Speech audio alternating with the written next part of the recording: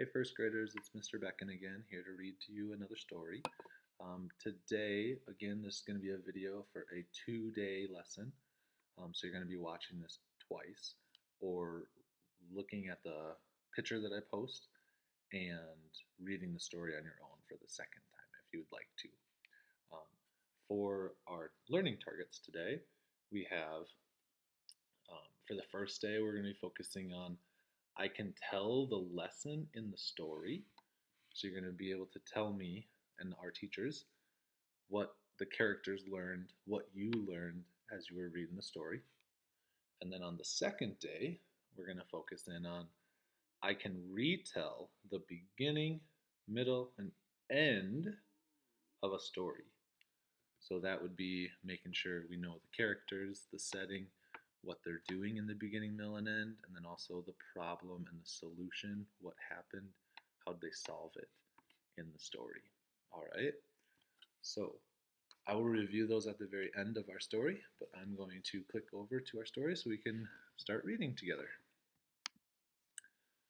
All right, for our story today, it is called Natural Habits. All right. A long time ago, Monkey and Rabbit were eating dinner together. As they ate, Monkey noticed that Rabbit kept looking around and moving her ears every which way. Rabbit, meanwhile, noticed that Monkey kept scratching and scratching. Finally, Monkey asked, "Why are you always twitching? It's not polite to be such a fidget when you're eating." Rabbit said, "I'm small and can only hop along the ground, so I always need to be on the lookout for enemies who might eat me. Anyway, you're a fidget too. You're always scratching." Said Monkey, "I can keep still whenever I want. Let's make a deal. We'll both sit still, and the first one to move loses." Rabbit agreed, but after a few minutes she was so worried she could feel her heart pounding.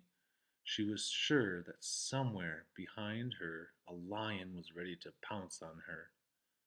Monkey, meanwhile, was desperate to scratch her elbow. Still neither of them moved.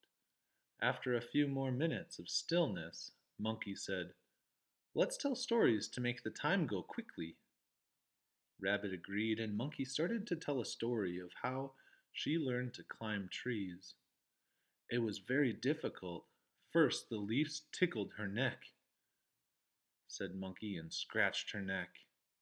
"And then the twigs brushed against my arms and legs," continued Monkey, scratching merrily. "Now, let me tell a story," said Rabbit, interrupting Monkey. "Once there was a fierce storm. First the wind blew from behind me," said Rabbit, quickly twisting her head around to see if someone was sneaking up on her. "Every second that wind kept changing the direction it was blowing," continued Rabbit, twitching her ears and jerking her head around every which way. Monkey laughed. "Rabbit, we both lose. Each of us has to do things that are natural to us.